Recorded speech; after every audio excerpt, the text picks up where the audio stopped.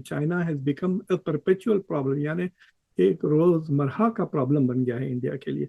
कभी ये कर रहा है, कभी वो कर रहा है, या फिर उसके बाद डिमांड भी कर रहा है कि ट्रेड नॉर्मलाइजेशन होते रहे। जो चाइना को यूरोप और अमेरिकन मार्केट से भगाया जा रहा है थ्रू टैरिफ्स, वो चाह रहा है कि वो नए मार्केट्स ढूंढे। तो India is the world's biggest market. तो चाइना के लिए ज़रूरी है कि वो इंडिया में पेनिट्रेट करे। मेरे ख्याल से अगर चाइना से पूछे तो शायद उनका गोल होगा कि आइंदा 4-5 साल के अंदर ही वो 400-500 बिलियन डॉलर के एक्सपोर्ट इंडिया को करना चाहेगा।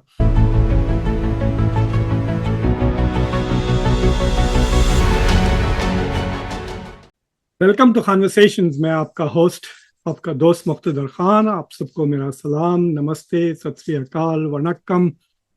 आज मैं आपसे, जो चाइना ने अनाउंस किया है कि वो यारलुंग जांगबो रिवर जो इंडिया में आके ब्रह्मपुत्र बन जाती है, उसके ऊपर वो एक बहुत बड़ा, दुनिया का सबसे बड़ा डैम बनाने वाला है। इस डैम पर वो 137 यानी 137 बिलियन डॉलर खर्च करने वाला है। और इसका जो इकोनॉमिक कहिए, एनवायरमेंटल, इकोलॉजिकल और पॉलिटिकल असरात होंगे भारत पर, बांग्लादेश पर, दुनिया के जियो पॉलिटिक्स पर, उसके बारे में मैं आपसे इसके इस कॉन्वर्सेशन में बात करूंगा। ये इतना इम्पोर्टेंट मसला बन गया है कि जो इंडिया को जो अमेरिका के नेशनल सिक्योरिटी एडवाइजर जेक सलिवन आ रहे हैं कल और परसों, वो इंडिया में होंगे जनवरी की 5 और 6 तारीख को। वो भी ये मसले को डिस्कस करेंगे और इसका क्या मतलब निकलता है। बस सवाल ये उठता है कि क्या चाइना ने इंडिया के ऊपर एक ऐसा सिचुएशन पैदा कर दिया कि जिससे इंडिया और चाइना के बीच में वाटर वॉर्स अब इनएविटेबल हो गए हैं। यानी जो पानी की जंगे हैं पानी को लेकर, वो इनएविटेबल हो गए हैं। कई सालों से पॉलिटिकल साइंटिस्ट, एनवायरमेंटल साइंटिस्ट ये कह रहे हैं कि जो अगली वर्ल्ड वॉर होगी वो ना तो ज़मीन पर के लिए होगी, ना एनर्जी के लिए होगी, ना सोना चांदी के लिए होगी, ना आइडियोलॉजी के लिए होगी। अगर वो होगी तो पानी के लिए। दुनिया में water scarcity, uneven distribution of water एक बहुत बड़ा डेवलपमेंटल मसला बन चुका है, पॉलिटिकल मसला बन चुका है, जिसके वजह से मास माइग्रेशन भी होता है। तो it is going to become a bigger and bigger issue. क्या ये दुनिया की वाटर वॉर्स क्या इंडिया चाइना से शुरू होंगे? इन सवालात का हम आज गौर करेंगे। उससे पहले कॉन्वर्सेशंस को सब्सक्राइब करें, वीडियो को लाइक करें, बेल आइकॉन ज़रूर दबाएं और इस वीडियो को दूसरों के साथ ज़रूर शेयर करें। तो पहले तो मैं आपको बता दूं कि ये कर क्या रहा है चाइना। चाइना बेसिकली एक बहुत बड़ा डैम बना रहा है on Yarlung Zangbo river, 137 billion dollars खर्च करके। और एक्सपेक्ट कर रहे हैं कि उसकी कैपेसिटी होगी कि वो 300 बिलियन किलोवाट आवर्स का एनर्जी जनरेट करेगा। यानी तकरीबन 200-300 मिलियन चाइनीज़ के लिए वो एनर्जी प्रोवाइड करेगा। तो इसका जो, क्या कहना चाहिए, स्कोप है, रेंज है, उसको समझने के लिए हमको एक प्रोजेक्ट जो चाइना ने ख़त्म किया है उसके बारे में बात करेंगे। फिल वक्त जो दुनिया का सबसे बड़ा बड़ा डैम है, वो थ्री गॉर्जेस डैम है, वो भी चाइना में बना हुआ है। और उसको बनाने में चाइना ने 37 बिलियन डॉलर्स खर्च किए। तो एक किस्म से यू कैन सी कि there is a symbolic element. जो नया डैम बनने वाला है उसको वो 137 बिलियन डॉलर्स का है। इससे पहले जो चाइना ने बड़ा डैम बनाया था यांगजी रिवर पर, वो 37 बिलियन डॉलर्स का है। वो दुनिया का सबसे बड़ा डैम है और वो दुनिया का सबसे बड़ा जाइगेंटिक कंक्रीट स्ट्रक्चर है। इस पे 40,000 एम्प्लॉयज काम किए 17 साल तक। वो डैम 60 मिलियन, जिसमें 32 ह्यूज जनरेटर्स हैं, वो बेसिकली 60 मिलियन लोगों को, यानी 6 करोड़ लोगों को इलेक्ट्रिसिटी पहुंचाता है। और 463,000 टन ऑफ स्टील का इस्तेमाल किया था। ये प्रोजेक्ट इतना बड़ा है, मानिए कि मतलब उसने अर्थ का जो जो डायरेक्शन है उसको थोड़ा सा टिल्ट कर दिया, उसने प्लैनेट अर्थ को थोड़ा सा टिल्ट कर दिया। ये डैम इतना पानी वो रिटेन करता है कि टिल्टेड द अर्थ, जिसके वजह से अर्थ का जो रोटेशन है वो 0.06 माइक्रो सेकेंड से थोड़ा सा स्लो हो गया है। कैन यू इमेजिन कि वो सोलर सिस्टम पर असर करने लगा है? वो इतना बड़ा डैम है और उसको बनाने में 17 साल लगे। तो ये जो नया डैम चाइना प्रपोज कर रहा है वो थ्री गॉर्जस डैम से 3 गुना ज्यादा बड़ा है in size, in scope, in potential, और जाहिर है इम्पैक्ट तो उससे भी ज्यादा होगा। मैं दोबारा कहता हूँ कि जो थ्री गॉर्जस डैम है वो फिलहाल दुनिया का सबसे बड़ा जाइगेंटिक कंक्रीट स्ट्रक्चर है, और वो इतना बड़ा है कि वो अर्थ को थोड़ा सा टिल्ट और ज्यादा कर दिया, जिसके वजह से अर्थ के रोटेशन में 0.06 माइक्रो सेकेंड से धीरे हो गया है। और ये जो नया डैम वो बना रहा है वो उससे 3 गुना ज्यादा है। तो आप सोचिए कि जो टेक्टोनिक प्लेट्स है उस पे वो दबाव डालेगा, प्रेशर डालेगा, और जो इंडिया और बांग्लादेश के जो उसके जो डाउन वाटर कहिए या डाउन स्ट्रीम की है जो टेरिटरीज है वहां पे अर्थक्वेक्स होने के चांसेस बढ़ जाएंगे। शायद चाइना के अंदर भी, ये इंडिया के बॉर्डर के काफी करीब बना रहा है तिब्बत में और ब्रह्मपुत्र के ऊपर, और इससे अर्थक्वेक्स के चांसेस बढ़ जाएंगे, क्योंकि this is going to be a big big massive thing.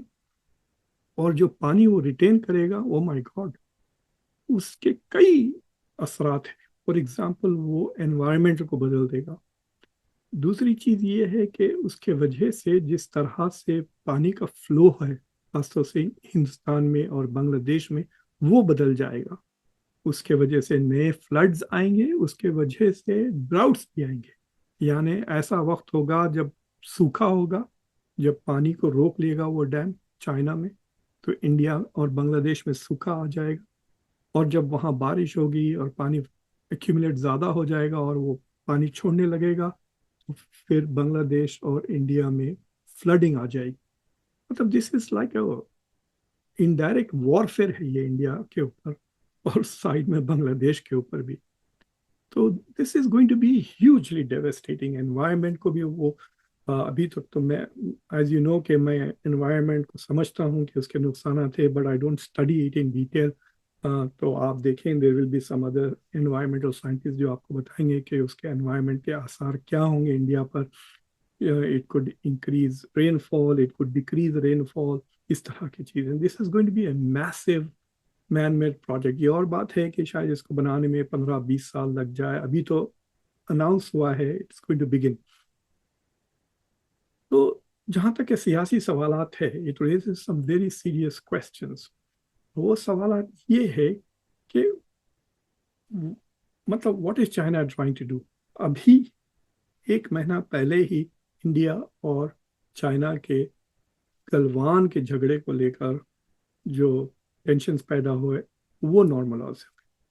जैसे जैसे अमेरिका और इंडिया के ताल्लुकात थोड़े तंग होने लगे, खासतौर से पन्नू गेट, खालिस्तान गेट, फिर अदानी वगैरह के मसाइल को लेकर, तो इंडिया ने तेजी से चाइना के साथ अपने ताल्लुकात नॉर्मलाइज कर दिए। पॉलिटिकली और डिप्लोमेटिकली नॉर्मलाइजेशन हो गया। देयर टोटल अग्रीमेंट दोनों पार्टीज।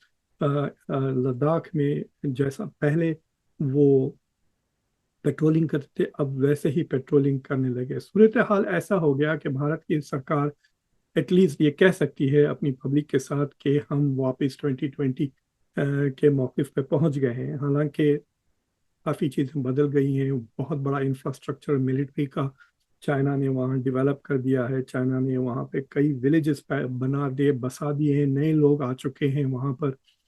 इंडिया ने भी थोड़ा बहुत इंफ्रास्ट्रक्चर डेवलप किया है। फॉरवर्ड डिप्लॉयमेंट की अब उतनी ज़रूरत नहीं है फौजों की। दे आर एबल टू, मतलब पेट्रोलिंग तो कर सकते हैं, लेकिन अभी भी इंडिया के तरफ से जो शेपर्ड्स वगैरह हैं वो अपने कैटल को उधर ग्रेज नहीं कर सक रहे हैं. So there are some changes, but इतना नॉर्मलाइजेशन जरूर हो गया कि भारत कह सकता है कि we are back to normal. और दूसरे बेसिकली ट्रेड की जो दरवाजे बंद करने की कोशिश कर रहा था भारत, वो सारे के सारे खुल गए हैं.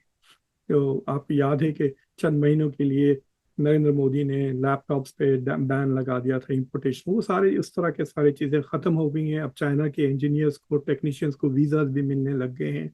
तो ना सिर्फ चाइना से गुड्स मैन आ रहे हैं, चाइना के इन्वेस्टमेंट्स भी आ रहे हैं इंडिया में.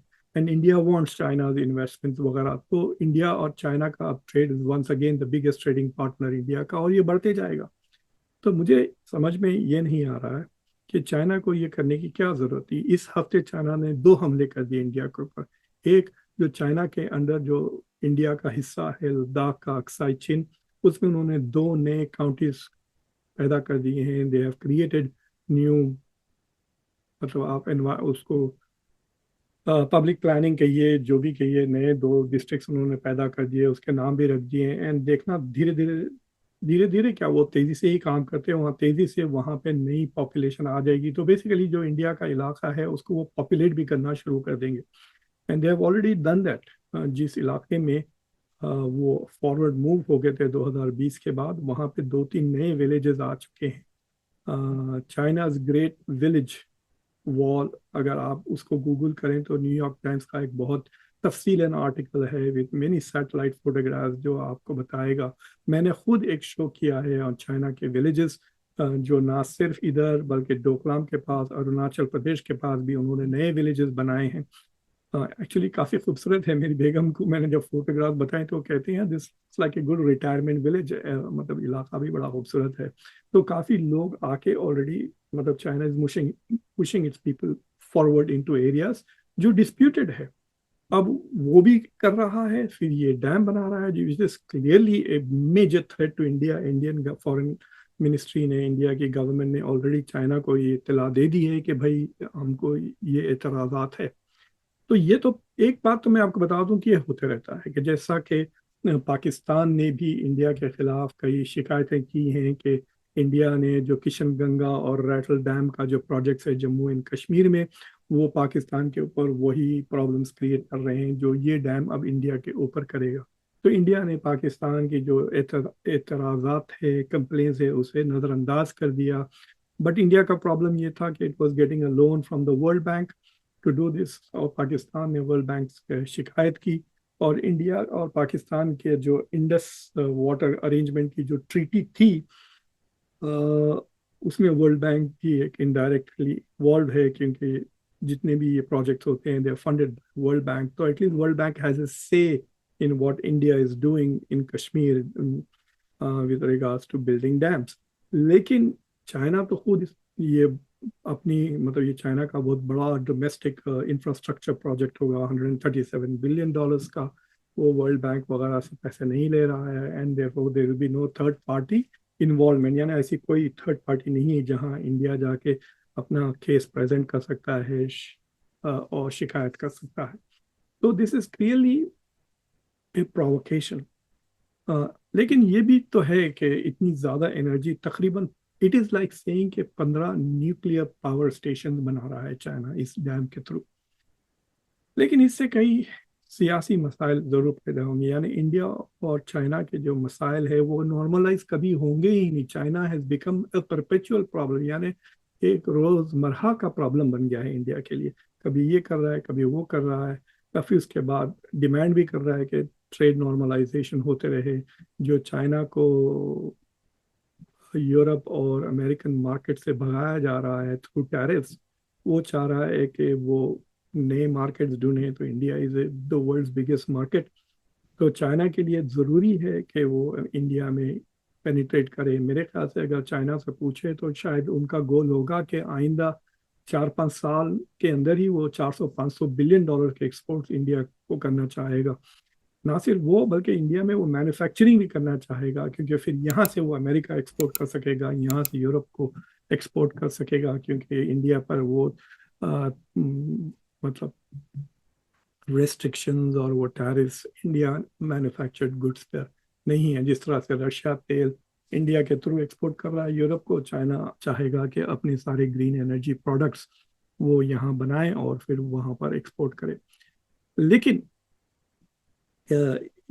دو تین اس کے اثرات ہوں گے کہ India is never ever going to trust China. اور پھر یہ جو میں ہمیشہ کہتا ہوں کہ اگر انڈیا چائنا کے بیچ میں دوستی ہو جائے, پارٹنرشپ بن جائے, تو یہ century will become the Asian century. مجھے نہیں لگتا کہ وہ ہو سکتا ہے. اور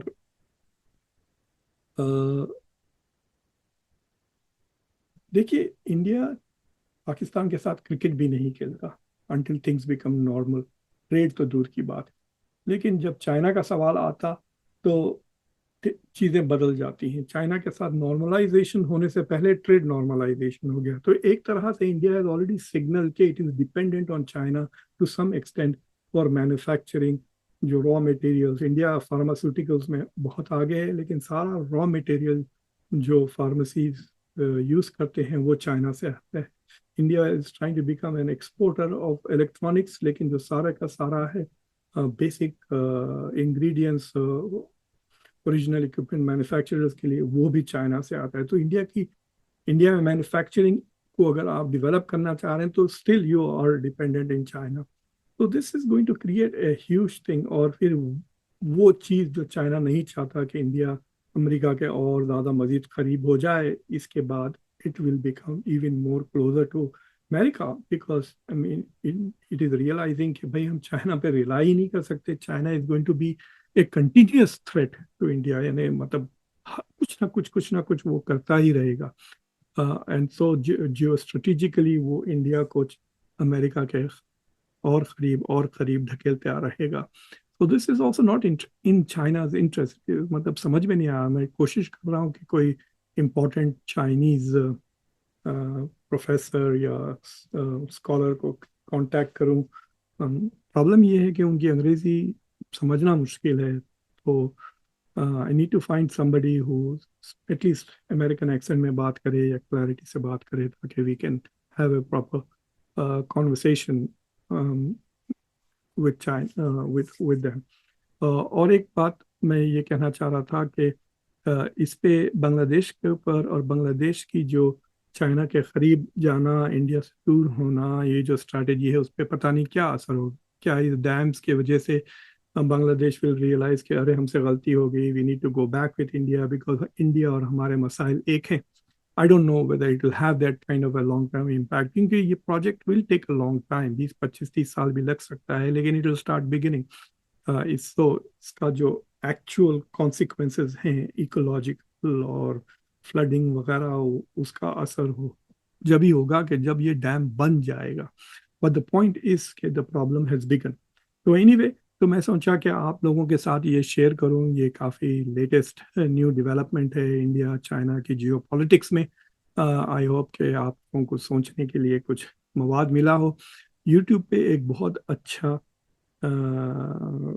وہ ہے ویڈیو ہے جو انجینئرنگ ونڈرز کہہ کر ہے. اس پہ جا کے آپ 3 گورجز ڈیم کو دیکھیں, جو اس سے 1/3 ہوگا, یعنی جو نیا ڈیم بن رہا ہے وہ 3 گنا زیادہ بڑا ہے اس کا, اور اس کا اثر بھی 3 گنا زیادہ رہے گا, ظاہر ہے. تو just go and see the video, it's amazing. اگر بیسیکلی میں بھی ایک انجینئر ہوں, so for me it was very interesting to see کہ اٹ از کوائٹ مارول. چند سال پہلے میں یہاں پر ہوور ڈیم کو گیا تھا, جو تقریباً 1930s میں بنایا گیا تھا. تو امریکہ نے پہلے وہاں پہ ایک شہر بسایا, اور پھر اس کے بعد اس کو ڈیم کو بنائے کئی سال لگے.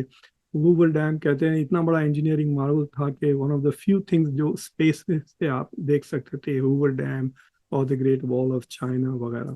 سو I have not seen any dam bigger than the Hoover Dam.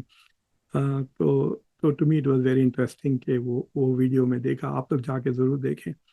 اور anyway, تو اس سے جانے سے پہلے thank you for watching. Conversations کو سبسکرائب کریں, ویڈیو کو لائک کریں, بیل آئیکن ضرور دبائیں, اور اس ویڈیو کو دوسروں کے ساتھ ضرور شیئر کریں. انٹل نیکسٹ ٹائم, میں آپ کا ہوسٹ, آپ کا دوست مقتدر خان. Take care.